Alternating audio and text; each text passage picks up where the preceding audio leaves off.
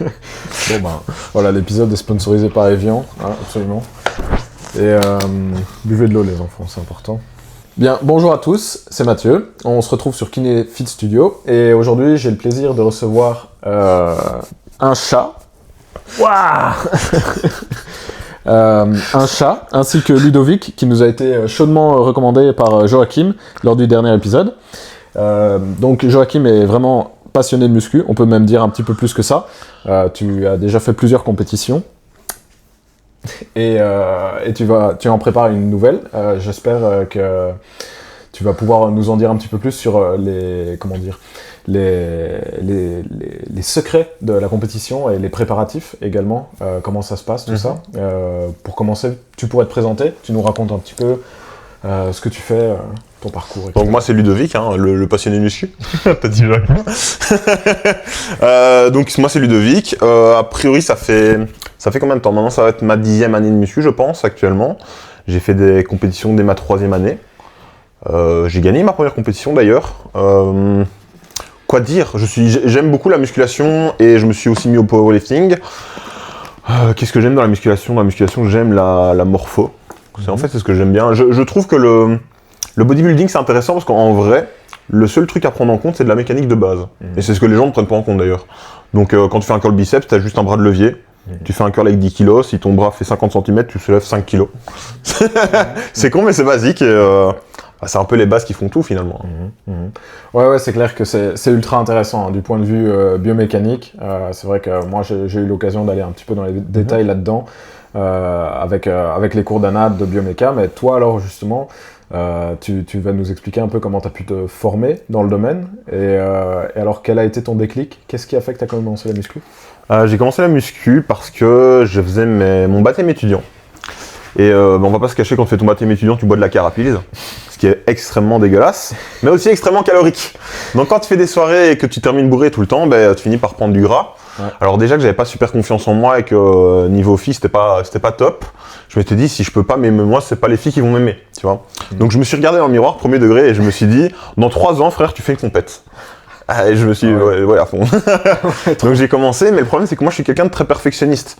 Donc quand j'ai commencé la salle, j'ai commencé avec un ami qui lui, il avait vu 2 vidéos YouTube et il savait, tu vois. En gros, j'ai vu le minimum, je sais comment on fait.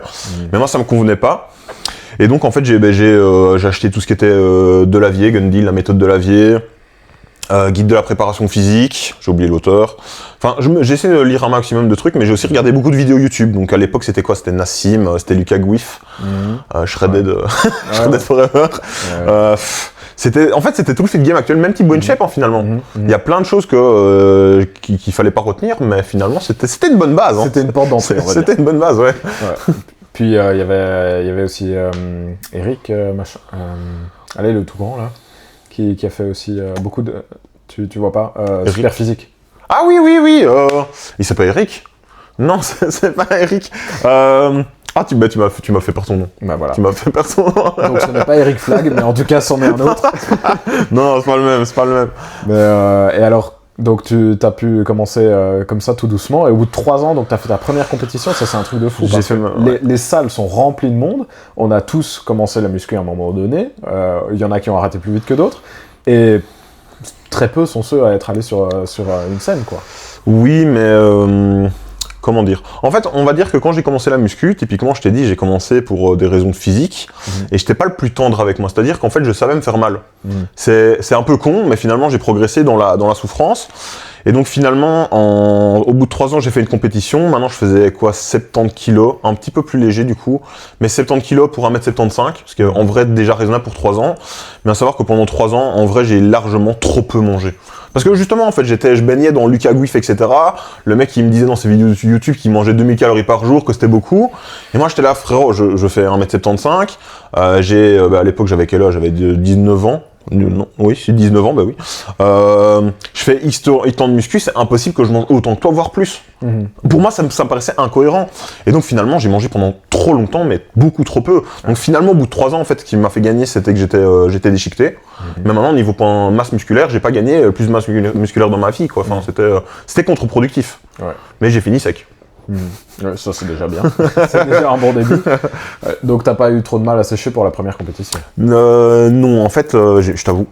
En fait, comme j'ai appris tout seul, parce que je me suis jamais fait coacher, j'ai jamais eu de coach, j'ai fait toutes les conneries du monde, puisque j'ai testé. Dis-toi que ma toute première sèche, donc déjà j'ai fait ma première compétition au bout de 3 ans, et ma toute première sèche, elle a duré 10 mois. C'est long, ça. C'est long, hein. Ça frôle le trouble alimentaire quand même, je vais pas te cacher que... Tu pétais un peu un câble, non? Oui, typiquement, je sais que tu vas me demander des anecdotes et jusqu'à là, je n'y pensais même pas. Mais à ma première compétition, je pense quelques semaines avant de participer, mes parents ont invité un couple à manger, je pense que c'était à l'époque une raclette, un truc comme ça.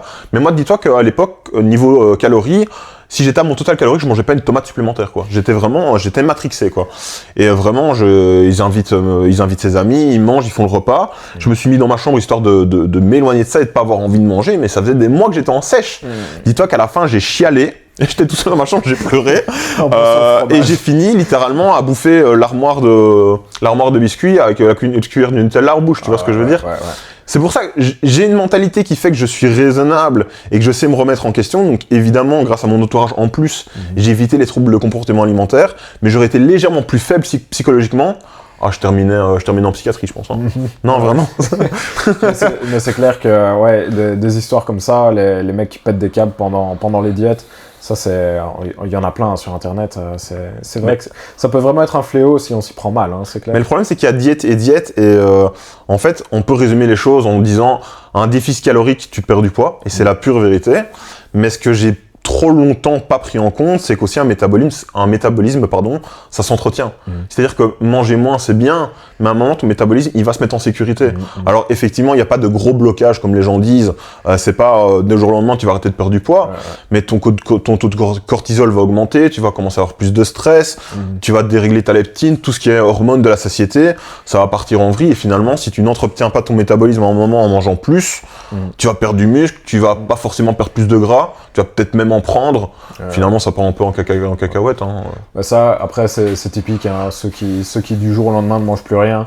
Typiquement, le régime féminin, c'est même pas réservé qu'aux femmes. Mais je veux dire, c'est le cas typique de 1er janvier, je mange 1000 calories par jour, je bois que de la soupe. Et les gens, au bout de 3 semaines, ils sont complètement explosés, ils ont plus d'énergie. Ouais, c'est un peu commencé. C'est pas genre le métabolisme qui s'arrête, c'est juste eux qui ont arrêté de consommer de l'essence en fait. Ouais, c'est ça. C'est comme si tu mettais plus d'essence dans une bagnole, mince, elle roule plus. Bah oui, forcément. Ouais, maintenant, moi de mon côté, j'avais quand même les notions nutritionnelles, donc j'étais quand même pas trop con de ce niveau-là. Mais ce que tu veux dire au niveau métabolisme, c'est quand on a déjà un certain niveau d'avancée, je pense.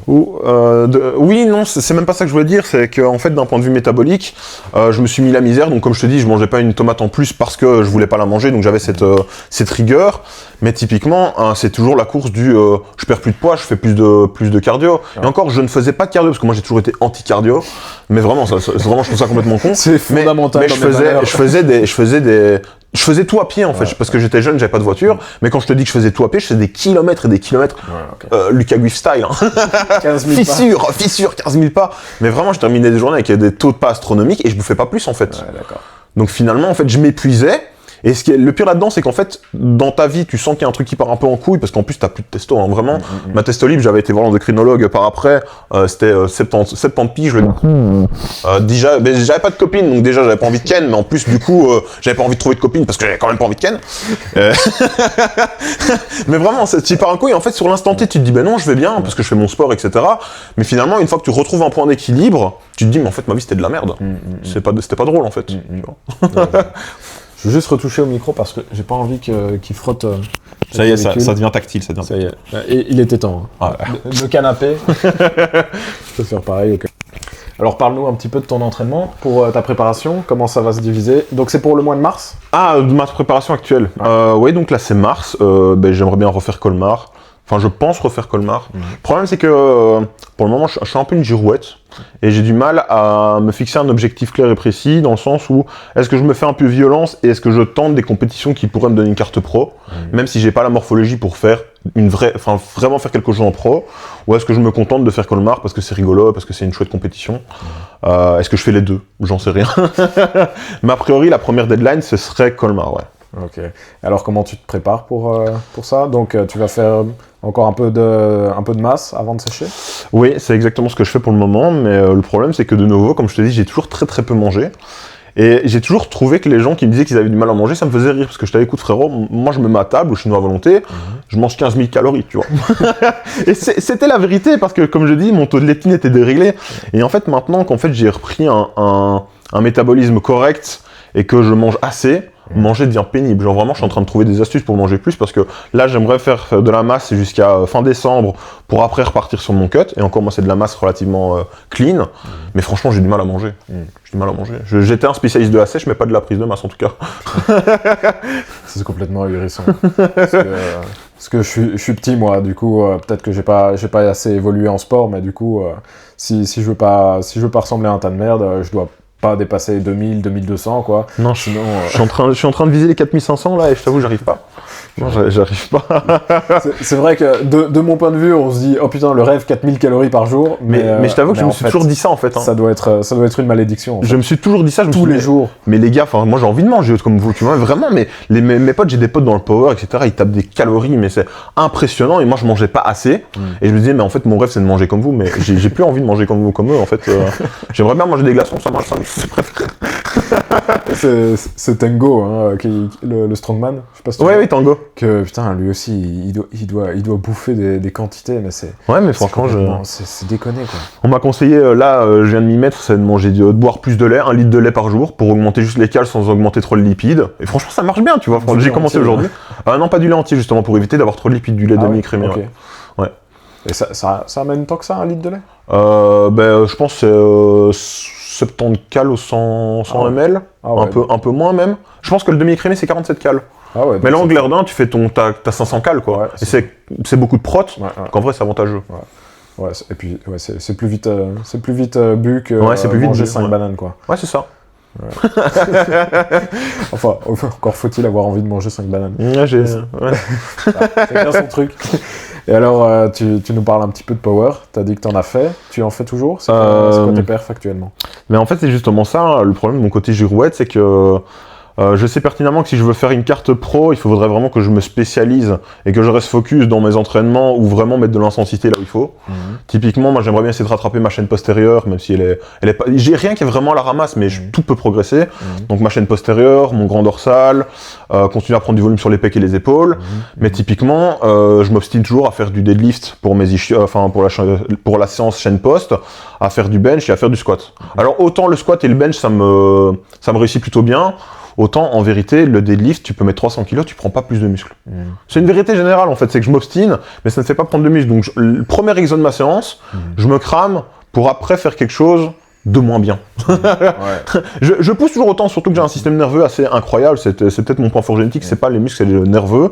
Donc, ça me fait pas forcément perdre en performance. Mais si j'utilisais ce système nerveux pour mettre tout sur l'exo 1, j'aurais beaucoup plus de résultats. Il y a un truc à creuser. Il y a un truc à creuser.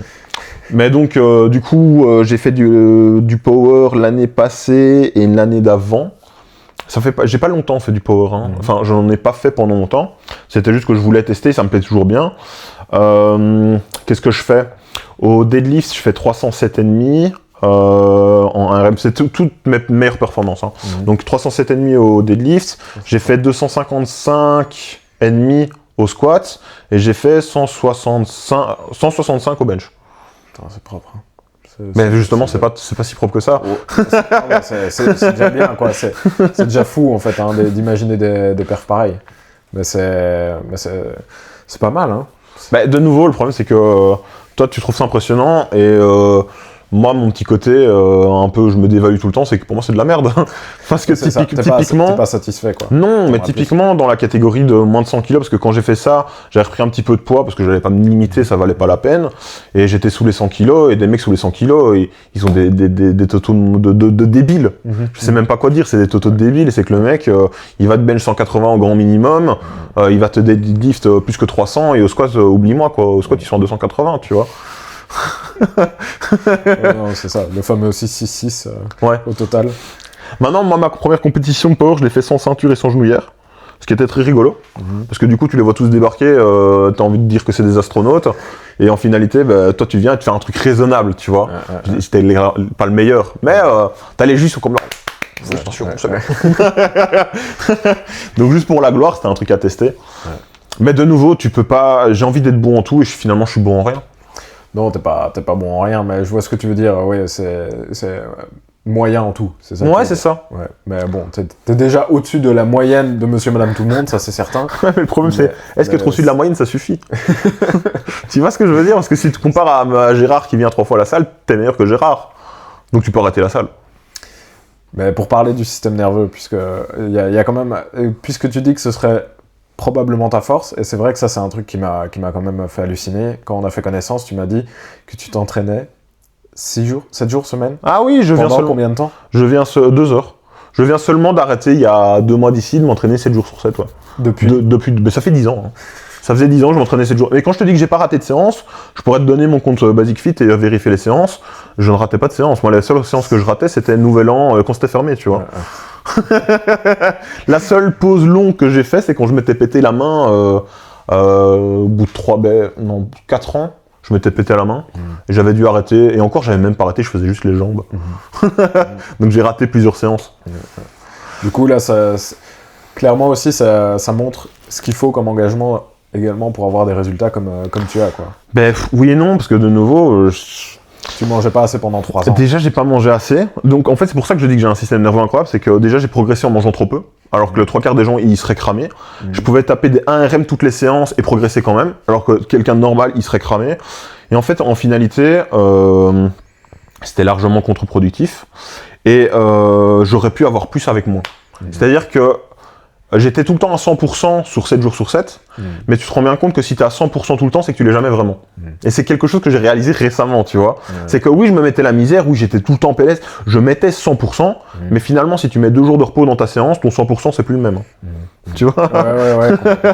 Ouais, je vois. Ah bah ça, c'est l'âge, c'est la sagesse qui c'est la sagesse, ouais, bah, j'essaye. Et donc finalement, ça fait 2 mois et demi, je pense, 3 mois, on va dire 3 mois, que j'ai enlevé 2 séances, donc maintenant je fais une pause le mercredi et le dimanche. Et j'ai organisé mes séances plus en split du coup. Mercredi, c'est kiné maintenant. Ouais, c'est ça. Et alors, tu vises quoi maintenant pour... comme t'as pas vraiment d'objectif, tu vas pas vraiment nous dire... c'est quoi ton programme actuel?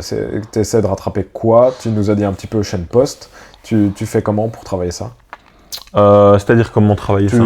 C'est quoi tes séances pour rattraper ton retard chaîne post? Ben justement, je trouve ça un peu bête de le dire puisque je commence par deadlift, ce qu'il ne faut pas faire, les enfants, ne faites pas ça. Échauffez-vous. Mais je commence par dead et puis je fais du leg curl assis, du leg curl couché. Alors c'est un peu redondant, mais le truc c'est que c'est pour rajouter du volume, du pump et avoir plus de sensations sur les ischios. Puisque finalement, un programme fixe pendant 3 ans, c'est pas un bon programme. Un programme, c'est censé évoluer. Donc vraiment, ça c'est l'histoire de rattraper ce qui fonctionne plutôt bien. J'enchaîne ensuite sur du leg du RDL et puis du hip thrust. Okay. Comme ça, vraiment, je fais vraiment bien la chaîne postérieure. Alors dedans, il y a beaucoup d'exercices de contraction, ce qui n'est pas le meilleur pour prendre du muscle, mais c'est le meilleur pour commencer à rattraper un peu de volume, pour ensuite passer sur des exos un peu plus violents, où tu pourras mettre plus d'intensité, plus de surcharge, etc., etc. Et j'ai déjà pris des ischios de fesses avec, donc ça progresse. Un peu sur Insta que tu montrais ça. Il mate mon cul. Bon petit boule. Mais c'est toi qui le montre. Allez, top.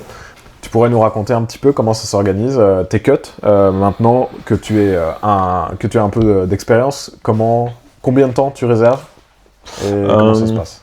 Alors comme j'ai dit, ma toute première sèche, je l'ai fait 10 mois, ce qui était une erreur. Et donc avec le temps, j'ai diminué au fur et à mesure. Le problème, c'est que je suis quelqu'un de perfectionniste et j'ai peur de m'y prendre trop tard. Donc je t'avoue que là, ça fait 2 ans de suite que j'arrive à le faire en 3 mois, mais c'est toujours un peu la pétoche parce que j'essaie de commencer... Pour terminer très sec, il faut commencer sec déjà, tu vois. Donc pour terminer shredded, il faut commencer sec. Donc tu commences pas à 15% de body fat en 3 mois pour te dire je vais terminer à 5% sur scène, ça sera pas possible. Mais j'essaie vraiment de viser 3 mois de sèche pure. Parce que déjà quand j'étais célibataire, je pouvais sécher du moins, ma foi, si j'étais en PLS et que j'avais une mentalité, une santé psychologique merdique, ma foi, ça n'impactait pas grand monde. Sauf là, j'ai une copine, tu vois. J'ai quelqu'un qui vit avec moi.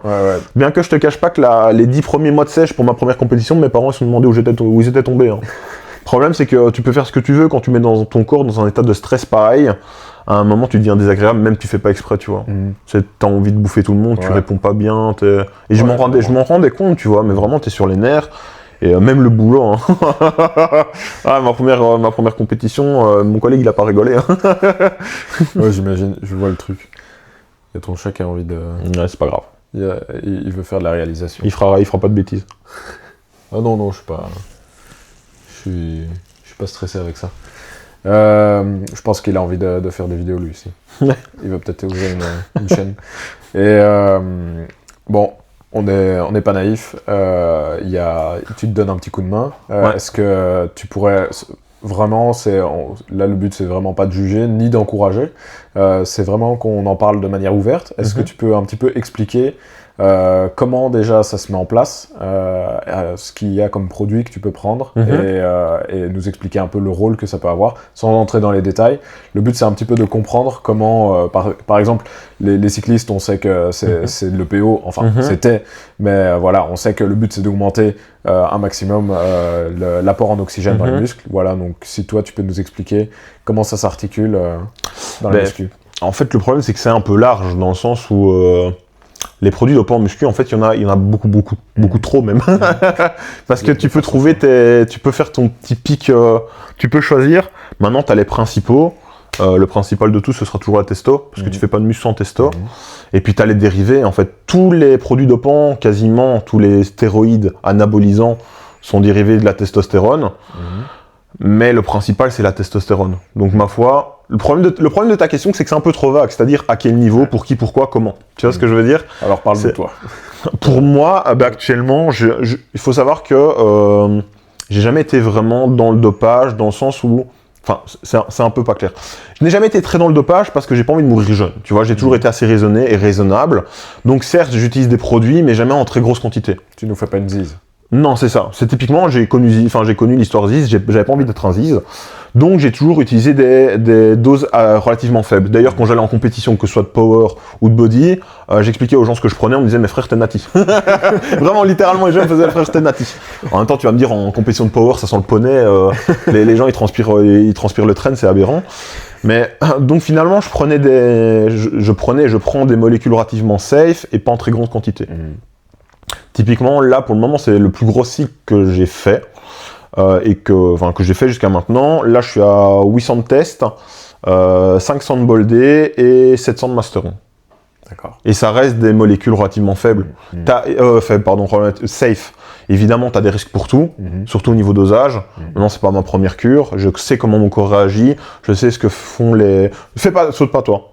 Là, il est en train de prendre le trépied. Je sais ce que font les produits. Et donc, de nouveau, j'utilise de manière raisonnée et raisonnable. Je suis pas monté j'ai pas fait rien du tout, puis ça. Tu vois ce que je veux dire? Ce qui est l'erreur des gens, finalement, un 3/4 du temps. Ok. Et niveau testo, c'est quand même intéressant parce qu'on en parle de toute façon de plus en plus, avec surtout Jeff Bezos qui avait fait sa TRT. Peut-être Mark Zuckerberg aussi, parce qu'il est devenu viril d'un coup. Hein, donc, calmons-nous. Pas à ce point, mais il est devenu moins alien, donc est-ce qu'il n'y aurait pas un petit coup de main de la chimie? Je trouve que c'est intéressant le sujet de la TRT, qu'on en parle de plus en plus, en tout cas voilà, pour les hommes d'un second âge. Ouais. Je sais pas ce que toi t'en penses. Évidemment, toi actuellement, tu prends déjà quelque chose, mais est-ce que si tu n'avais rien pris dans un univers parallèle, avec ce que tu sais, tu te dirais, oui, TRT à 40, 45, 50 ans, c'est cohérent. Ben, le truc, c'est que si j'avais pas été dans le sport, je me serais pas intéressé, et donc finalement, ce serait resté pour moi un produit dangereux et toxique, hein, tu vois. Quand tu regardes les médias et qu'on te dise le dopage, la fin du monde. La fin du monde, exactement. Donc finalement, je pense pas que j'y aurais pensé, mais moi, avec ce que je sais actuellement, c'est que déjà, quand j'aurai fini le sport, je resterai avec une base de testo, parce que pour moi, ça me semble nécessaire. Et en fait, je me rends compte que dans le monde dans lequel nous vivons actuellement, ce serait peut-être intéressant que les hommes passent sur TRT. Tu vois ce que je veux dire? Vraiment, c'est que on s'amuse, mais en fait, c'est là où je trouve que la sécurité sociale est complètement conne, c'est qu'ils vont te donner plein d'aides pour des conneries. Par contre, le principal, garder les gens en bonne santé, ils le font pas, tu vois. Et est-ce que ça vaut la peine de donner des médicaments à des gens pour des conneries? Si juste leur mettre de la testo, ça peut les rendre heureux, tu vois ce que je veux dire? Ça rendra quand même riche. Mais non, mais vraiment, déjà, les labos vont rester riches, et puis juste, tu donnes de la testo à des gens, à des hommes, de manière générale, le 3/4 du temps, ils en ont besoin. C'est pas juste pour le plaisir, c'est qu'ils ont besoin. Ouais. C'est qu'on vit dans un monde où il y a des microplastiques partout, on est déréglé hormonalement, l'eau du robinet, il y a des oestrogènes dedans. Je veux dire, on va pas parler de complot, mais je veux dire, littéralement, c'est prouvé, la testo qu'on a actuellement, c'est plus la testo d'il y a 50 ans. Ouais, ça c'est ouf. Hein. Ça, Donc, déconnant, hein. est-ce que commencer à donner une TRT à partir d'un certain âge, ce serait pas une bonne idée? Moi, je crois bien que oui, tu vois. Ouais, c'est vrai, c'est intéressant. Et puis, bon, l'avantage, c'est que t'es né en quelle année, toi? 96. Ouais, moi, 97. Donc, moi, je me dis, c'est bien. Il y en a, ils sont en train de passer en premier. C'est le premier de la file. Moi, je regarde un petit peu ce qui se passe et on verra bien. Ouais, mais il faut savoir que 10-15 on ans. regarde ça sous nos yeux d'Européens, mais en Amérique, ça fait longtemps qu'ils le font. Ouais. En Amérique, tu vas voir le médecin, il te donne une testo parce qu'il a envie de te donner une testo. Il faut pas croire, vraiment, si les acteurs restent jeunes, c'est pas forcément la chirurgie. Parce que déjà, la chirurgie, ça les rend moches. Hein. Il faut pas se leurrer, mais la testostérone, c'est la base. Et c'est comme ça qu'ils restent beaux, secs, musclés jusqu'à 50 piges. Hein. Ouais. Et en plus, c'est clair que quand on voit les physiques qu'on a vus dans le cinéma jusqu'à il y a peu, que genre les Captain America, les Wolverine, celui qui fait Wolverine, là, c'est comment Ouais, on trouvera pas non plus. Hein. Ouais, mais je suis fatigué, je reviens de faire mon deadlift là. Et celui qui fait Wolverine, Hugh Jackman, Merci, ouais. lui, il est à son âge, surtout le physique qu'il affichait, c'est quand même. Mais ils ont tous. Ouais. Même pour les. Et après, quand ils font leur tournée, riz brocoli, quoi. Mais tu sais, même pour les films, hein, les gens On dirait pensent qu'ils se foutent encore. de la gueule de nous. Mais même, comme je dis, pour les films, les gens pensent encore qu'ils font ça naturellement parce qu'ils mangent du brocoli, ils font du sport. Ouais. Arrêtez les mecs. Il y a des gens qui se piquent gratuitement, enfin qui se piquent pour rien. Donc moi je fais des compètes, je gagne rien, un pot de whey à la limite, et je me pique déjà.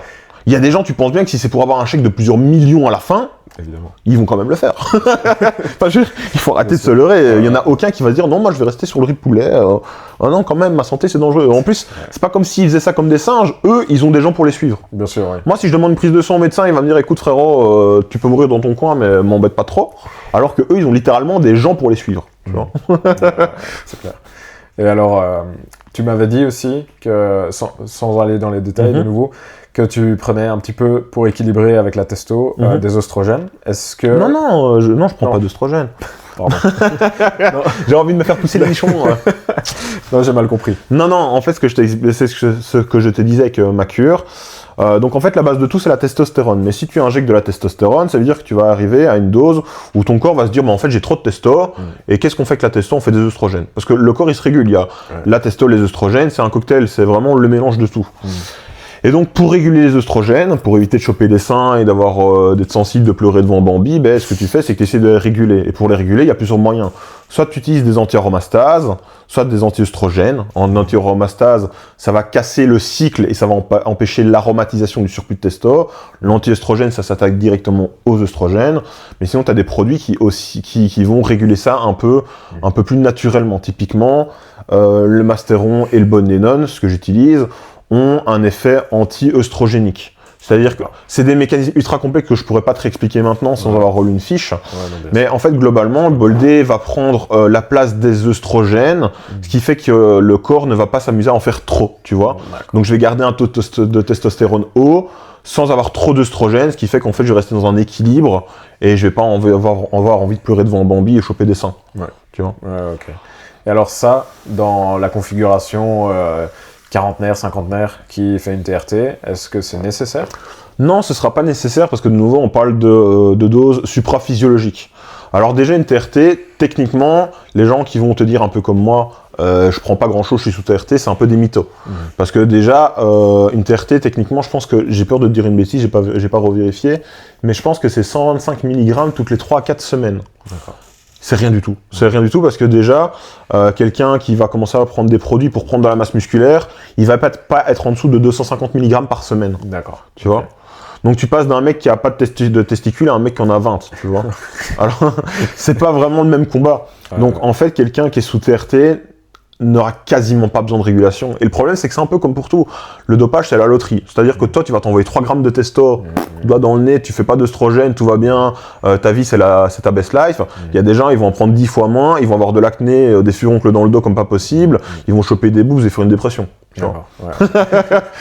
Ouais, c'est ça. Ça, le corps humain, de toute façon, sait jamais prédire comment ça va. Non, c'est ça, et c'est là qu'en fait on fait des pros, c'est que pour faire un pro dans le body, il faut certes avoir la génétique musculaire, donc les insertions, la grandeur, les leviers osseux, mais il faut aussi tolérer les produits. C'est-à-dire que si un mec a la meilleure génétique du monde, mais que pour prendre 3 kilos de muscle, il s'injecte un petit peu et qu'il chope des furoncles, le mec tu le verras pas sur scène. Ouais, d'accord. Tu vois. Et c'est pour ça qu'en fait, tu as vraiment le côté réceptivité, donc prendre une dose et avoir des effets positifs. C'est qu'il faut pas se dire que les gens qui sont à Olympia prennent forcément des doses incroyables. Le mec qui prend plus de doses foireuses, c'est le petit mec qui progresse pas au Basic Fit. Hein. Ouais, d'accord. Le mec, il va prendre des doses de cochon, il va pas progresser, il va avoir des boutons. Et à côté de ça, t'as le mec qui va avoir des bons récepteurs, le mec qui va prendre une petite testo toutes les 2 semaines, et le mec qui va prendre 10 kilos de muscle. Ouais, je vois. Tu vois ce que je veux dire? Ça, c'est intéressant, c'est vrai qu'on n'en entend jamais parler. Ça c'est... Là, on touche vraiment à quelque chose. Évidemment, on sait qu'il y a la génétique, voilà, comme tu as dit. Mais il y a aussi, on va dire, la réceptivité. Ouais, je sais même pas s'il y a un autre mot. Mais... Non, mais je crois que c'est ça.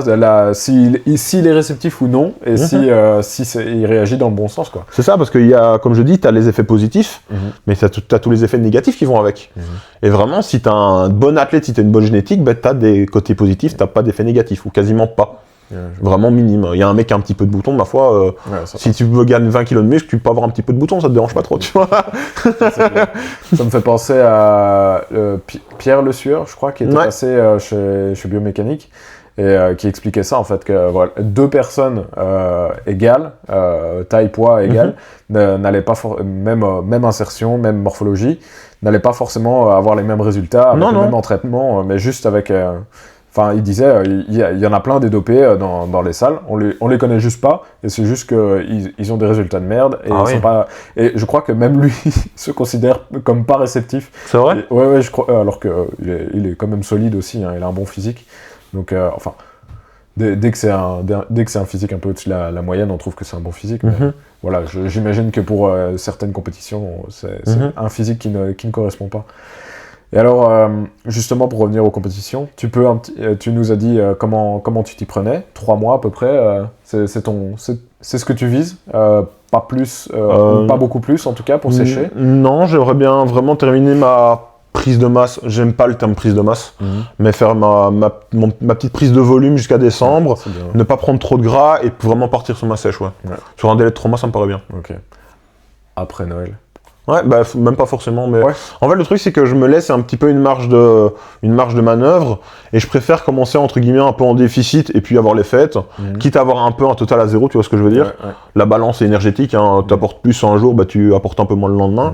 Et rester stable plutôt que de me dire vas-y best life les 2 dernières semaines et finalement tu commences sur un mauvais pied en fait, tu vois ce que je veux dire. Gras comme un cochon et en plus tu fais pas de gras en 2 semaines, mais comme je dis, tu commences vraiment sur la mauvaise note, au lieu de te mettre dans le bain et de te dire vas-y j'ai envie de gagner, de progresser, tu commences en mode premier jour de l'année, tu vois, meilleure résolution, ça marche pas comme ça. Ça a pas l'air d'être ton style en plus. Et alors, t'as quoi maintenant pour tenir, justement, pour pas péter les câbles sur ceux qui vivent avec toi ou sur la bouffe? Comment tu t'y prends? C'est vraiment plus le côté psychologique. Déjà, quand tu ruines pas ton métabolisme, c'est mieux. Parce que quand ton métabolisme est ruiné, finalement, bah, tu restes un animal. Tu vois, c'est con à dire, mais tu réagis sur des termes instinctifs, t'as un peu de l'agressivité, c'est pas fait exprès. Maintenant, t'as vraiment le côté... Il a fait tomber la veste. T'as vraiment le côté remise en question, c'est que je sais que ma première sèche, j'ai été désagréable, même involontairement. Bah, le but, c'est de te dire, ok, j'ai faim, le mec en face de moi, il peut rien. Tu vois ce que je veux dire? C'est cette remise en question, et finalement, c'est peut-être sur le côté sur lequel j'ai le plus évolué sur ces dernières années, c'est gérer la faim, etc., et gérer la fatigue. Parce que finalement, je suis toujours fatigué de la même manière, mais je le prends pas de la même manière. Tu vois? Ouais, mais c'est impressionnant. C'est vrai que évidemment, quand on fait pas de compète et qu'on a des objectifs modestes. Excuse-moi. Des objectifs modestes. Ouais, et ben c'est clair qu'on se rend pas compte forcément. De temps en temps, voilà, on diminue ses calories, mais on tient quelques semaines, quelques mois, et voilà, on sèche pas pour aller, on sèche même pas en fait.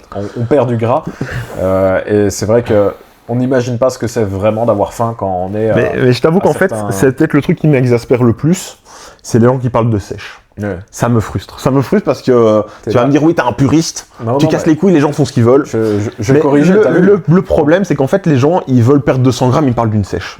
Une sèche, c'est arriver sur scène conditionné, 5% de body fat, t'as le cul en coconut, c'est la fête, t'as plus d'énergie. En fait, à 5% de body fat, tu restes pas comme ça toute l'année, tu vois.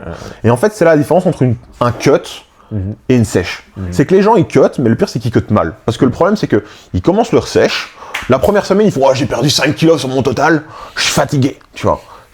Ça n'existe pas. En fait, juste même d'un point de vue énergétique, c'est parce que tu manges moins une semaine que tu perds 5 kilos sur tes totaux.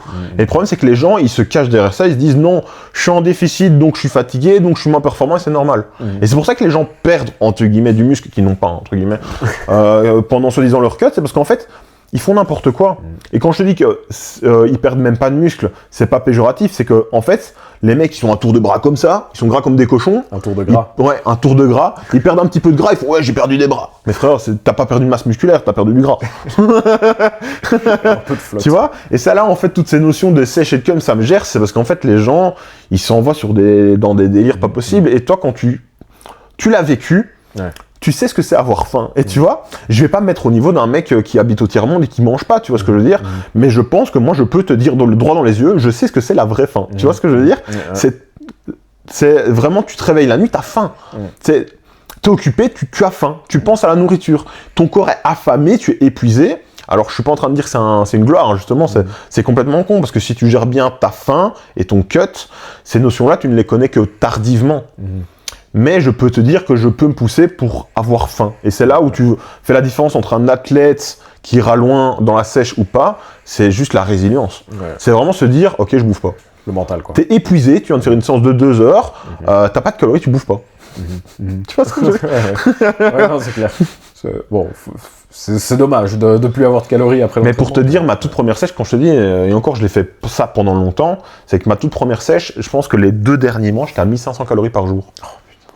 Mais c'était débile. De nouveau, je peux pas. Je te sors pas ça comme une science en mode il fallait le faire, c'était con. Mais je l'ai fait. Et 1500 calories pour un mec d'1m75 qui fait 2 heures de sport par jour, plus 20 000 pas, je te jure, c'est pas beaucoup.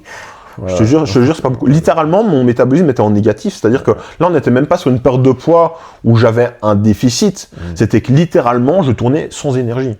Je prenais tout dans le gras, mon corps, mais d'un point de vue hormonal, c'est un désastre. Hein. C'est-à-dire que j'ai pas fait un bilan thyroïdique, etc. Mais la testostérone, elle baisse. Tes hormones, elles se mettent en sécurité. Comme j'ai dit, le cortisol. Tu sais que ton corps est capable, en cas de manque d'énergie, de se digérer lui-même. Il y a certaines glandes qui vont se digérer elles-mêmes pour dire, écoute, il faut de l'énergie quelque part, vas-y, il faut cramer des trucs, tu vois. Et à l'époque, tu t'arrivais à quand même garder du muscle, en tout cas pas perdre, avec 1500 quand même. Ouais, c'est un truc de fou. En fait, mais le problème, c'est que oui et non, c'est que je peux pas te dire que j'ai pas perdu de muscle parce que je me suis pas testé avant et après. C'est que visuellement, j'ai pas trop perdu. Maintenant, dites-vous qu'en bodybuilding naturel, 70 kg sur scène, t'es un ficello. Hein. Moi, je me regarde les photos de maintenant, j'ai envie de me pendre. Hein. Non, mais c'est triste, mais c'est la vérité. C'est-à-dire que 75 kg sur scène pour 1m75, honnêtement, je les ai quasiment fait sur ma dernière compétition Nati. J'étais à peu de choses près, juste en dessous de 75 kg. T'es quand même maigrichon, quoi. Tu vois? Ouais, mais ça, c'est... Mais c'est un truc de fou. Alors, effectivement, j'ai pas perdu trop de muscles. Enfin, je pense ne pas avoir perdu trop de muscles. Mais de nouveau, je mettais un tel stress à mon corps que je pense qu'en fait, il pouvait juste pas se permettre de le perdre. Parce que quand tu perds du muscle, au-delà de tout ce qui est apport calorique, etc., c'est que ton corps, il se dit, c'est de l'énergie qui ne sert à rien. Enfin, tu perds de l'énergie pour rien. Ce qui consomme le plus d'énergie dans ton corps, c'est le muscle et le cerveau. Si tu n'utilises pas ton muscle, il se dit ça se dégage. Parce qu'il va se dire, je vais pas le garder, je vais pas brûler X calories par heure, par jour, pour le plaisir de brûler des calories. Donc ça dégage. Mais à partir du moment où tu mets un tel stress à ton corps que tu l'utilises quand même, il va pas le perdre, tu pourras pas le perdre, ou quasiment pas. Tu vois. Et c'est là où quand tu gères bien un déficit, tu ne perds pas de muscle, parce que techniquement, tu continues à monter en intensité dans ton entraînement. Et c'est pour ça que si dès semaine 1, tu perds des reps, abandonne, t'as mal fait quelque chose, tu vois, ou alors change ta mentalité et dis-toi qu'il faut passer un peu au-dessus, parce que sinon ça n'ira jamais. Allez, c'est vraiment passionnant, hein, parce que c'est clair qu'on a l'habitude d'être pratiquant amateur, mais du coup là, d'avoir quelqu'un qui allait aussi loin, parce qu'il y a toujours ce moment où il y a un gym bro qui va dire « Ah, j'attaque ma sèche », mais comme je me suis corrigé tout à l'heure en le disant, on perd du gras, mais on ne fait pas de sèche, nous les amateurs, parce que si on fait une sèche, on pète un câble en fait. Hein. Parce que si tu n'as pas l'objectif, tu peux pas avoir le mental adapté pour viser cet objectif. Non, c'est ça. Du coup, en fait, et puis bon, c'est parce qu'il y a la culture internet et compagnie, du coup, on dit sèche à tort et à travers. Mais c'est clair que, juste dire être à la diète, c'est déjà, c'est déjà plus clair. Mais de toute façon, de nouveau, là, écoute, je mange beaucoup. Quand tu me dis je suis en sèche, ça me fait rire. Ça me fait rire. Voilà, je te corrige. Mais vraiment, dis-toi qu'il y a des mecs. Et c'est mignon de leur part, mais tu sais, t'as la salle, ils viennent te parler un petit peu en mode, je sais que t'es en compète, courage, blabla. Moi aussi, j'ai commencé une sèche, et ta boîte de bonne humeur, t'es fatigué, tu vois, il te reste X semaines avant la compète, t'es déjà vraiment au bout du trou, t'as déjà le cul qui commence à se trier, etc. T'as envie de lui mettre une chasse, le garçon, tu vois. Comment ça, une sèche? Et c'est ça, et t'es là, t'as envie d'être bienveillant, t'es là, frérot, écoute, excuse-moi, mais t'es pas en train de sécher, tu vois, tu fais un cut. T'as perdu un peu de gras, quoi, tu vois. C'est un peu comme les combattants, quand tu parles de cut, vraiment éliminer... Non, parce que ça, c'est encore autre chose, ça c'est le water cut. Ouais, ça c'est beaucoup. Le water cut, de nouveau, et même le rebond glucidique, c'est encore un grand débat, parce qu'il y a des gens qui vont dire oui, des gens qui vont dire non. Là, actuellement... En fait, le water cut, ça consiste à jouer avec ton apport en sel et en eau sur les jours qui précèdent la compétition, pour que le jour J, tu sois le plus sec possible. C'est-à-dire que virer le gras, c'est une chose, mais si en dessous, tu es déséquilibré hydrostatiquement et que tu as 2 cm de flotte, tu vas avoir l'air gras, tu vois. Et donc, le but, c'est de limiter ce gras et donc de faire en sorte d'être le plus sec possible sur scène. Ça, c'est le water cut. Alors, il y en a qui ont fait pendant des années, même les pros. Là, les gens se rendent compte qu'en fait, arrêter l'eau, c'est pas si intelligent que ça. Moi, je pourrais te dire comment je fais, mais le problème, c'est qu'il y a des gens qui vont me dire que c'est pas comme ça qu'on fait. Il y avait des gens qui vont dire c'est comme ça qu'on fait. Moi, je sais que ça marche. Est-ce que c'est la meilleure manière de faire? Je sais pas, mais ça marche sur moi, tu vois. Typiquement, moi, ce que je fais, sans rentrer dans les détails, c'est que je me suis beaucoup inspiré de Greg Doucette. C'est un IFBB pro qui fait des vidéos sur Internet. Avant qu'il fasse des dramas tous les jours, il faisait des bonnes vidéos de sport. Et en fait, c'est vraiment, tu joues avec ton eau, etc. Et la veille au soir, j'arrête de boire. Mais comment expliquer plus précisément? Pendant les premiers jours, tu bois comme un animal, avec un énorme apport en sel. L'avant-dernier jour, je pense que c'est l'avant-dernier jour, tu coupes l'apport en sel. Le lendemain, tu continues à boire comme une vache. Donc ça c'est la veille de la compète. Tu termines de boire au matin comme un animal. Toute la journée, tu arrêtes de boire. Tu commences à chercher en glucides, etc. Au dernier moment, au soir, tu bois encore un dernier truc, genre deux canettes de coca, puis tu bois plus rien toute la journée du lendemain, tu vois. Sauf si vraiment tu te sens que tu vas partir en couille, que tu vas défaillir, tu rebois un petit coup, mais tu bois plus jusque-là. Là où je dis que c'est pas totalement un water cut, c'est que tu t'octroies quand même un petit apport en eau, et tu as quand même de l'eau la veille au soir. Tu peux faire ça de manière... En fait, tu peux faire de 15 000 manières différentes. C'est très décousu ce que je raconte. C'est ce que tu peux faire. Tu pourrais le faire comme tu veux, en fait. Tu vois ce que je veux dire? C'est que tu pourrais encore me dire, moi j'arrête de boire l'avant-veille. Ce sera un water cut. Est-ce que ce sera intelligent? Je pense pas. Mais ça restera un water cut. Il y a des gens, ils vont arrêter de boire 10 minutes avant la compète, tu vois. Il y a et de nouveau, le rebond glucidique, le but c'est que la veille, en même temps que tu gères ton eau, tu manges un maximum de glucides, mais genre vraiment les pires merdes du monde, des sneakers, tout ce que tu veux, histoire de faire remonter ton taux de glucose et réamener des glucides dans les muscles. Parce que 1 gramme de glucides, une molécule d'eau retient 2 molécules de glucides. Je suis en train de vulgariser ça comme un animal, hein. Mais 2 molécules de glucides, ce qui fait qu'en fait tu as de l'eau interne dans le muscle et plus sous-cutanée. Donc en fait tu fais migrer l'eau sous la peau dans le muscle pour avoir l'air le plus balèze possible. Et donc, il y a des gens, typiquement, ce que je trouve ridicule, c'est que la veille ou même le matin même, ils te bouffent de la viande, tu vois ce que je veux dire? Genre, la viande, excuse-moi, mais c'est pas très digeste, tu termines sur scène, t'as envie de faire caca, tu vois. Tu te tapes une panse, pas possible. Ouais, c'est ça. Et donc, vraiment, c'est vraiment les côtés obscurs et pas sains du tout de la musculation, c'est les compétitions, hein. Si jamais quelqu'un te dit j'ai envie d'être en bonne santé et qu'il te fait des compétitions, je pense qu'il n'a pas compris le concept d'être en bonne santé. Bah après, on peut aller dans tous les sens avec ça. Typiquement, le MMA, c'est pas top pour être en bonne santé, de se ramasser des KO. Non, et c'était là où je voulais en venir, c'était que un water cut pour quelqu'un qui fait du MMA, son but à lui, c'est juste de passer la pesée. Il passe la pesée, après il reboit toute l'eau du monde. Tu vois ce que je veux dire? Donc il arrête de boire, il se dessèche, il met son KO, il fait son cardio, tout ce qu'il veut. Il perd littéralement 10 litres d'eau, qu'il reprend juste après. Alors déjà, là, d'un point de vue santé, on n'est pas terrible, mais il reprend son eau juste après. Moi, vraiment, le but du water cut, c'est d'être le plus sec possible, et même après la pesée, je bois pas. Je suis sec, quoi. Pendant littéralement 38 heures, je bois pas. Maintenant, j'aimerais bien changer cette manière de faire, histoire de remettre un petit peu d'eau dans le contexte. Mais le problème, c'est que ça veut dire prendre des risques. C'est-à-dire que peut-être que je vais me foirer. Est-ce que j'ai envie de perdre une compétition en me foirant? Je sais pas. Donc ça veut dire qu'il faut que je fasse des tests avant. Est-ce que j'ai envie de faire des tests avant? Je sais pas.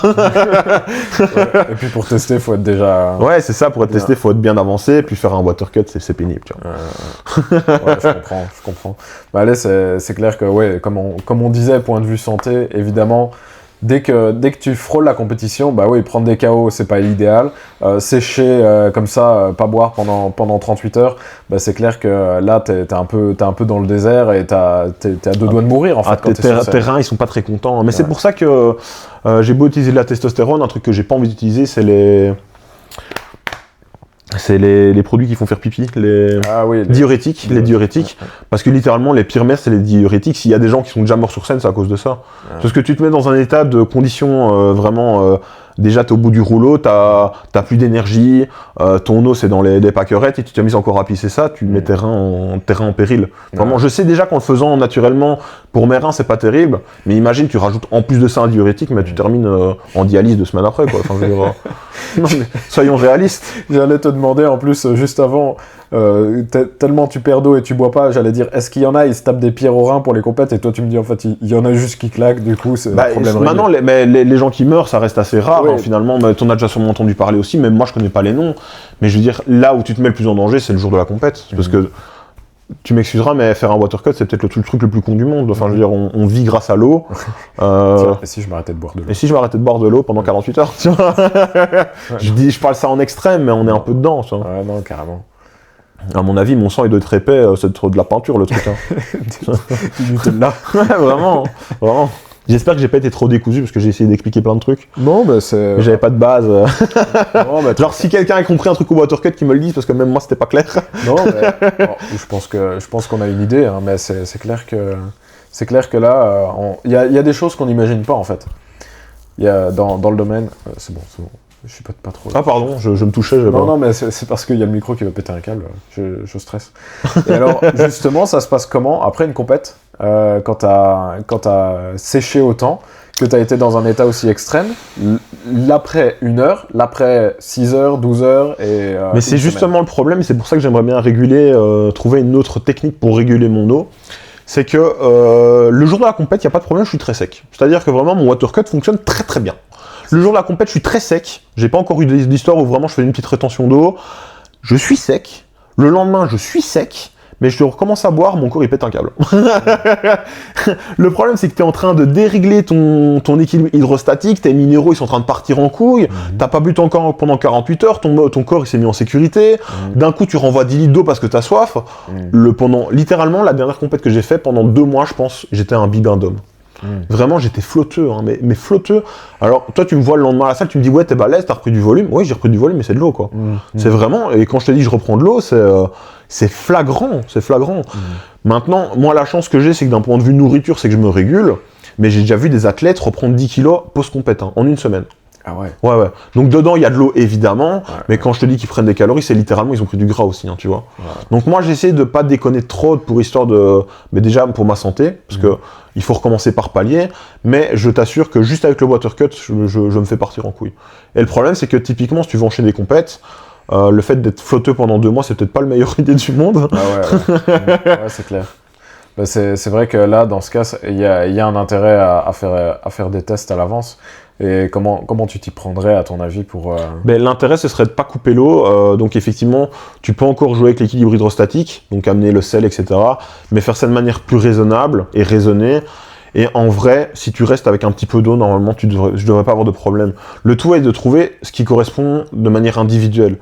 Parce que si quelqu'un vient te voir et te dit « je veux te préparer », et qu'il te dit « t'inquiète, je sais comment te faire être sec », il ment. C'est un mytho. Parce que tu prends 2 personnes, ils vont totalement réagir différemment au même apport d'eau, au même apport de sel. Mais quand je te dis différemment, c'est pas genre une petite différence. C'est qu'il y en a sur le même protocole, il y en a un, il va être shredded, il va faire Mister Olympia, l'autre c'est un loukoum. Non, mais... Et donc si vraiment quelqu'un va te dire droit dans les yeux, écoute, je sais comment te faire sécher, le jour J, tu seras épique, c'est un gros mytho. Alors peut-être que sur un coup de bol, il va réussir, hein, mais peut-être que sur un coup de malchance, tu ressembles à rien, quoi. Ouais. Bah, après, il y a quand même des coachs comme Maître Yoda. Par exemple, tiens, on parlera de Sibum après, mais par exemple, ceux qui coachent Sibum, bon, après, ils ont aussi un coach pour l'entraînement, un coach pour la diète, Un coach pour la chimie. un médecin, comment on dit, un néphrologue pour les reins. Sibum avait beaucoup de problèmes de reins, hein, c'est pour ça qu'il a arrêté. Hein. Bah, oui, j'allais dire, ça y est, retraite. Mais pour répondre à ta question, parce que sinon on va l'occulter, oui, c'est des gens qui savent te faire sécher, mais typiquement, tu n'as pas des bons résultats avec un coach en restant 6 mois avec. Quelqu'un qui te connaît bien, quelqu'un qui a des bons résultats avec toi, c'est qui te suit depuis longtemps. Et c'est pour ça que passer d'un coach à l'autre tous les 3 mois, parce que c'est des cons, ça va pas te faire progresser plus. Ouais. C'est que tu progresses quand tu connais ton corps. Et c'est pour ça qu'en fait, moi, j'ai toujours été un petit peu anti-coach. C'est parce que oui, c'est une facilité, mais qui peut mieux te connaître que toi-même? Tu vois? Je n'ai jamais été coaché, je n'ai jamais pris de coach. Ça m'a probablement ralenti, mais moi, je connais mon corps. Tu vois ce que je veux dire? Ça, je sais ce qui marche, je sais ce qui marche pas. J'ai fait plein de conneries, hein, et c'est en faisant des conneries que t'apprends. Donc, je peux regarder personne dans le droit dans les yeux et dire, j'ai tout fait parfaitement. J'ai fait plein de conneries, mais j'ai progressé. Et maintenant, je sais comment faire pour progresser. Et donc, je peux expliquer à des gens comment potentiellement ils pourraient faire pour progresser. En partant du postulat que ça a marché sur moi. Mais j'aimerais, en fait, je ne pense pas devenir coach, mais j'aimerais bien quand même m'y mettre. C'est assez contradictoire, mais j'ai un petit peu le symptôme, comment t'appelles ça? C'est un syndrome de l'imposteur. C'est-à-dire que j'ai beau connaître plein de choses, je me sens jamais assez légitime que pour devenir coach. Tu vois ce que je veux dire? Perfectionniste, ça. Mais c'est abusé. C'est-à-dire que moi, le bof, ça me convient pas, tu vois. Si je mets une vidéo de mon entraînement, ce que je fais tous les jours, parce que je suis une Instagrammeuse prostituée, je vais rarement dire, ouais, c'était top, tu vois. Moi, je vais te corriger mon exercice, je vais dire, en fait, ça n'allait pas, ça me fait chier. Ouais, à chaque fois, tu mets un commentaire. Mais c'est parce que je cherche la perfection, et c'est pas en me disant, oui, c'était bien, que je vais avoir la perfection. Mais autant j'attends pas autant des autres que de moi-même, autant si je trouve que mes exécutions sont perfectibles, alors qu'elles sont déjà exceptionnelles, voilà. Wow. Est-ce que je vais me sentir capable de dire à quelqu'un, écoute, fais-le parce que c'est comme ça que ça marche, tu vois. C'est un peu la contrebalance. En sachant qu'on est en Belgique et que si demain je me lève et que j'ai envie d'être coach, je suis littéralement coach. Hein. Parce qu'en France, il faut avoir un diplôme, en Belgique, il faut juste être vivant. Tu respires, tu peux être coach. Voilà. C'est beau, il respire ça. Coach. Ouais, mais c'est vrai, hein, ça fonctionne comme ça. Et c'est pour ça que le 3/4 des coachs en Belgique, c'est des glands. Parce qu'en fait, ils se sont levés un matin, ils avaient envie de coacher, ils ont coaché. Alors là, je peux pas leur cracher dessus, c'est que ce sont des entrepreneurs, tu vois. Ils ont accompli. Ils se sont levés, ils se sont dit, just do it. Ce que moi finalement je fais pas, et c'est peut-être moi le plus con des deux, tu vois. C'est que t'as un mec qui connaît rien, ils sont assez légitimes et YOLO style, et il se fait de la thune sur le dos des gens, et moi qui quand même ai une bonne base, j'ose pas. Tu vois ce que je veux dire? Ouais. Après, je pense que vu ton caractère aussi, faudrait pas que t'acceptes de coacher le premier venu. Non, je suis pas... Je m'améliore dans la pédagogie. Mais moi je vais t'expliquer une fois, une deuxième fois, une troisième fois je vais me mettre en question en me disant est-ce que c'est moi qui suis vraiment con? Et la quatrième fois je te dis va te faire enculer. C'est un peu le problème. Et c'est pas tellement que je suis pas pédagogue, c'est que c'est ma patience. Tu vois ce que je veux dire? Ouais, je vois. Et c'est là où en fait de nouveau c'est que je peux quand même être relativement exigeant avec les gens, c'est que je considère que si j'ai compris moi-même, et ne me demande pas trop de conneries, tu vois ce que je veux dire? C'est-à-dire que il y a des questions légitimes, c'est normal, tu poses des questions pour apprendre, mais il y a quand même des bêtes questions, tu vois ce que... Non mais c'est vrai, tu vois, il faut arrêter de se leurrer, il y a des gens vraiment, ils ont pas envie de réfléchir, tu vois. Ouais. Alors, un coach, c'est là pour te donner des clés, mais c'est pas là pour t'apprendre à respirer, quoi. Non, ouais, je vois ce que tu veux dire. Bah après, moi, de mon côté, je fais que ça de corriger des exécutions toute la journée. Donc, à force, il y a une pédagogie qui s'apprend également, et c'est clair qu'au niveau synthèse, j'étais pas non plus le meilleur. Et pareil, pédagogie, je pensais que j'aurais pas pu être aussi patient que je le suis. Et finalement, ça passe, mais c'est clair qu'après, ça dépend peut-être juste des caractères. Mais en fait, je suis même pas d'accord avec toi, parce que ton boulot, c'est littéralement d'expliquer à des gens qui n'ont pas forcément de notion de sport. C'est demain je suis blessé, je vais voir le kiné. Donc tu peux pas exiger à une personne, admettons Jeannette, qui vient, 60 ans, son dernier cadet le dernier cadet de ses soucis, c'est d'apprendre à faire un curl biceps, tu vois ce que je veux dire. Donc fatalement, tu vas pas lui demander d'avoir une notion. C'est même logique que tu lui expliques des conneries en fait. Alors que quand un mec est à la salle et qui me dit ouais j'ai envie d'être Mister Olympia, et que le mec à côté de ça, il s'intéresse à rien et il veut juste avoir des réponses, c'est qu'en fait le mec s'intéresse à rien. Tu vois ce que je veux dire? C'est ça la notion, c'est que si tu viens et que tu me dis que tu as un objectif, tu es un minimum intéressé. Et il y en a un ou deux à la salle que j'ai eu envie de claquer, avec qui je me suis un peu chafouiné. Et c'était juste des jeunes et plein de bonne volonté. Mais il me dit je suis passionné. Et je lui dis t'as lu quoi pour le moment? Il me dit rien. Ok, je fais écoute, tu vois des vidéos YouTube? Non, pas spécialement. Et tu vois, tu dis ouais, en fait t'as envie de venir à la salle quoi. Ah mais super, enfin je veux dire, ça va pas te faire progresser de venir à la salle. Ouais, c'est clair. Tu vois ce que je veux dire? Ouais, c'est clair. Et puis là, ça me fait rebondir sur ce que tu as dit avant, avec ton syndrome de l'imposteur. Tu as tout appris tout seul, tu es autodidacte, donc tu as osé faire des erreurs, mais tu t'es intéressé, tu as testé sur toi-même.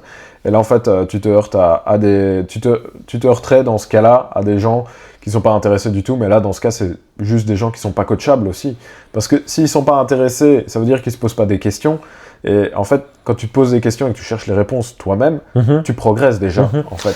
Mais si tu attends tout passivement, tu n'auras jamais de résultat. Comme pour tout dans la vie, en fait. Mais en fait, ce qui me freine le plus à faire un coaching, c'est que typiquement, si tu viens vers moi pour progresser, tu vas mettre ta confiance en moi, donc tu vas attendre des résultats. Ça va te foutre et moi, j'ai envie de te donner des résultats, tu vois. Le problème, c'est que, comme on dit, un coaching, c'est pas universel. Il va falloir faire des erreurs, donc c'est-à-dire que les premiers mois, tu vas progresser, mais fatalement, tu vas devoir recalibrer des choses, changer d'exercice, changer, si jamais tu commences aussi à te mettre dans la nutrition, changer des apports caloriques, etc. Mais il va y avoir une certaine calibration. Et le problème, c'est qu'en fait, j'ai tellement envie de bien faire, moi, que j'ai envie de trouver le truc parfait du premier coup. Ce qui est impossible. Donc en fait, je me confronte à mes envies, à la réalité. C'est que si tu viens vers moi, j'ai envie de te donner le programme parfait du premier coup en disant fais ça, demain tu vas être balèze. Et la réalité, c'est qu'en fait, déjà, ça va pas forcément marcher. Les choses que je connais ne fonctionneront peut-être pas. Parce qu'une insertion n'est pas l'autre, la progression n'est pas l'autre, juste la coordination n'est pas l'autre. Et donc en fait, sur des bêtises, ça va peut-être pas fonctionner, et en fait ça va être à moi de me travailler pour le remettre en question, mais pendant ce temps-là tu progresses pas, tu vois ce que je veux dire? Donc en fait je prends ma responsabilité sur des choses qui ne sont même pas ma responsabilité. Oui, mais en fait là de toute façon c'est un apprentissage. Être coach, c'est pas être pratiquant comme tu l'es actuellement. Tu apprendras à être coach en faisant du coaching. C'est ça. Et ce serait mentir que de dire que je me suis pas amélioré en pratiquant la kiné. Je suis pas devenu un meilleur kiné en me disant j'attendrai d'arriver à faire des rééducations parfaites avant de commencer, tu vois. Oui, mais la différence, et c'est pour ça que je sais que ce que je dis c'est complètement c'est mindfuck. C'est mindfuck, mais quand t'es sorti de l'école, t'as commencé, tu t'es dit en vrai au talent, frère, comme ça, mais c'est vraiment ça. Je suis sûr que tu fais au talent. Je vais sortir 2 mots scientifiques, je vais la perdre et c'est nickel, tu vois. Mais à côté de ça, tu te dis j'ai un diplôme, donc quelque chose, j'ai un papier qui atteste de mes connaissances. Moi, en fait, j'ai pas de papier. C'est-à-dire que je me suis formé tout seul, j'ai lu des livres, etc. Mais j'ai aucun papier qui atteste que Ludovic Trussard, en fait, il est bon dans ce qu'il fait. Tu vois ce que je veux dire? Et le problème n'atteste pas que... Non, le problème n'atteste pas que tu sois bon, mais t'as un papier. Quelque part, t'as cette légitimité du papier. Mais toi, ta légitimité, c'est le physique que t'as affiché. Mais oui et non, parce que le problème, c'est que, typiquement, je connais des dizaines de mecs qui sont balèzes, mais qui sont cons comme des bites d'amarrage. Parce que le problème, c'est que, bonne génétique, parce que finalement, le mec qui va te coacher en mode, t'inquiète, je sais, c'est le mec qui fait 1m60, il a des insertions longues partout. Le mec qui fait un curl biceps, il prend des quads. Donc déjà, c'est mindfuck. Ou alors, c'est le mec qui avait pas une bonne génétique, mais qui a une bonne réceptivité au produit. Le mec, il s'entraîne comme un gogol, il s'injecte comme un animal, il est devenu énorme. Et en fait, il va dire, t'inquiète mec, fais ça, ça va marcher. Mais toi, t'es ni l'un ni l'autre. Mais oui, mais le problème, c'est que je passe tellement de temps à cracher sur les gens que quelque chose, que personne je me dois, entre guillemets, d'être objectif avec moi-même, tu vois. Et je sais que ce que je dis, c'est pas forcément rationnel. En vrai, il y a plein de gens qui m'ont déjà dit, frérot, commence le coaching. Même si tu te trompes, t'as les capacités de le faire. Et je le sais, mais c'est mon petit côté à moi perfectionniste. Faut savoir que si tu fais de la muscu, t'es pas sain dans ta tête. Personne ne va loin dans la muscu en étant totalement sain dans sa tête, du moins de base. Et tu rigoles, mais c'est une vérité.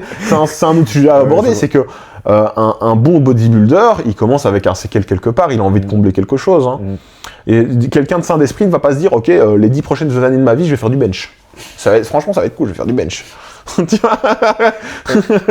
nouveau, c'est pareil avec n'importe quelle obsession. dans la vie. À partir du moment où tu es insatisfait de quelque chose, ça va te pousser suffisamment insatisfait ça va te pousser à aller dans une direction de manière obsessionnelle.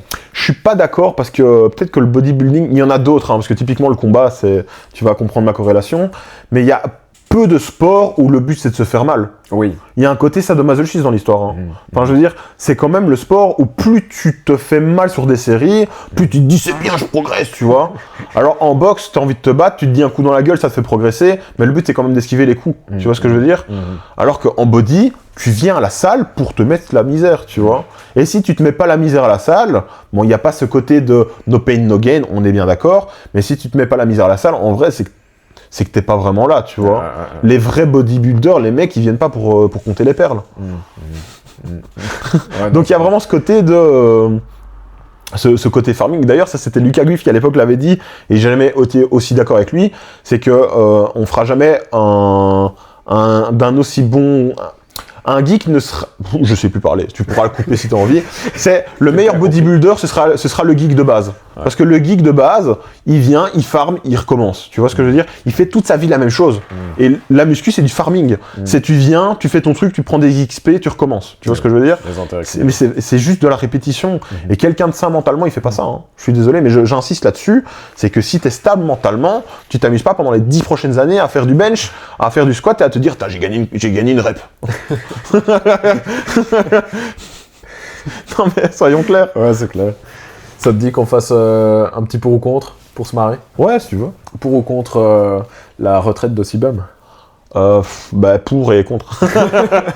Le problème c'est qu'il a fait son temps et il part parce que c'était le GOAT, hein, franchement. C'est pas forcément un physique que moi j'apprécie personnellement, mais il avait cette symétrie et tout qu'il n'a rien enlevé. Enfin, c'est le Arnold 2. C'est le Arnold 2, c'est le mec qui sera indétrônable. Et il est parti au bon moment parce qu'il allait commencer à être dans le déclin.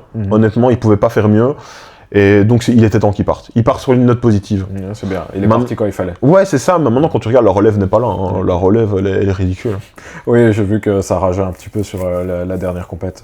Mais le problème, c'est que le cash prize en classique n'est pas terrible. Le plus gros cash prize, c'est en open.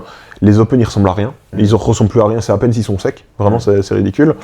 Et fatalement, les gens pensent de plus à partir en open parce qu'ils auront le cash prize qui va avec.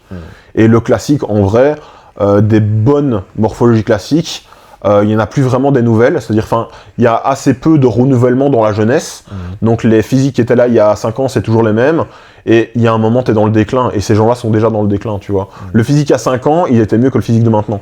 Ouais, okay. En fait, c'est les vieux qui se battent entre les vieux, mais finalement, c'est plus le meilleur qui gagne, c'est le meilleur de moins bon et le moins pire.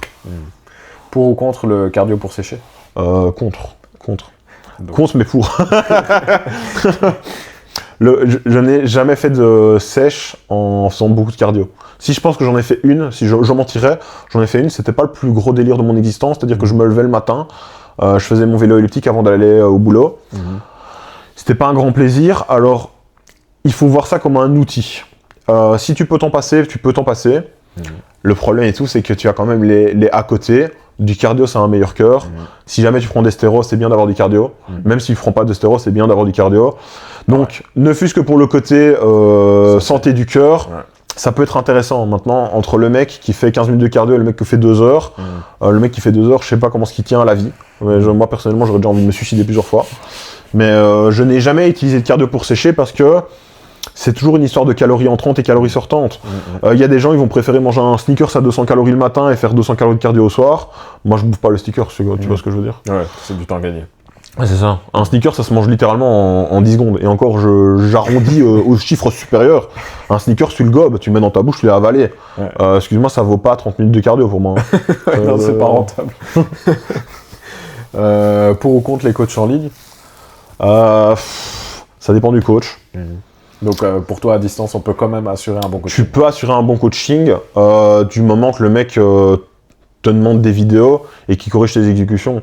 Les gens auraient tendance à penser que les go muscu sont narcissiques à se filmer tout le temps, et je serais le premier à le dire. Maintenant, typiquement, moi je me filme pour me corriger et je fais du contenu avec. Encore, je suis pas la plus grosse Instagrammeuse du monde, ça veut dire que moi je fais juste des stories. Mais typiquement, de base, c'est pour me regarder et dire ok, je fais de la merde, c'est terrible. Mais c'est vraiment nécessaire de corriger les mouvements parce que j'ai quand même commencé à suivre un ami récemment et en fait, il pensait bien faire des exercices, mais le problème c'est que comme tout le monde, il pense. Et entre l'utilisation du grand dorsal, du biceps, etc., ça fait un monde d'écart. Et je pourrais m'attaquer même à des gros body maintenant, ils vont te dire, moi je fais le grand dorsal, ça fait 3 ans qu'il n'y a pas de grand dorsal, j'ai des noms en tête, je ne veux pas commencer les dramas, mais c'est des genres de coachs, j'ai un coach en tête, tous ces athlètes n'ont pas de grand dorsal. C'est quand même terrible. C'est triste. C'est triste. Tu vois qu'on peut avoir les mêmes résultats sur tous ces coachés. C'est vrai. Et donc vraiment, c'est là où la muscu, c'est vraiment un sport de perfection. C'est que quand tu utilises le grand dorsal, tu utilises d'une certaine manière. Tu vas juste changer l'axe de ton biceps, tu utilises le biceps. C'est con, mais c'est aberrant comme juste changer 3 mm.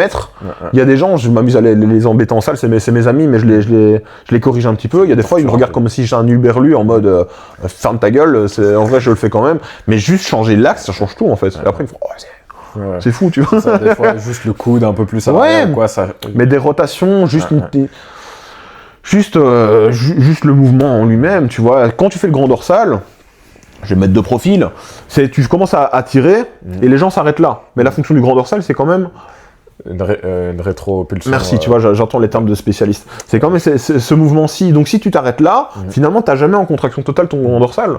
Et le 3/4 des pratiquants font très mal le dos. C'est peut-être un des muscles les moins bien travaillés.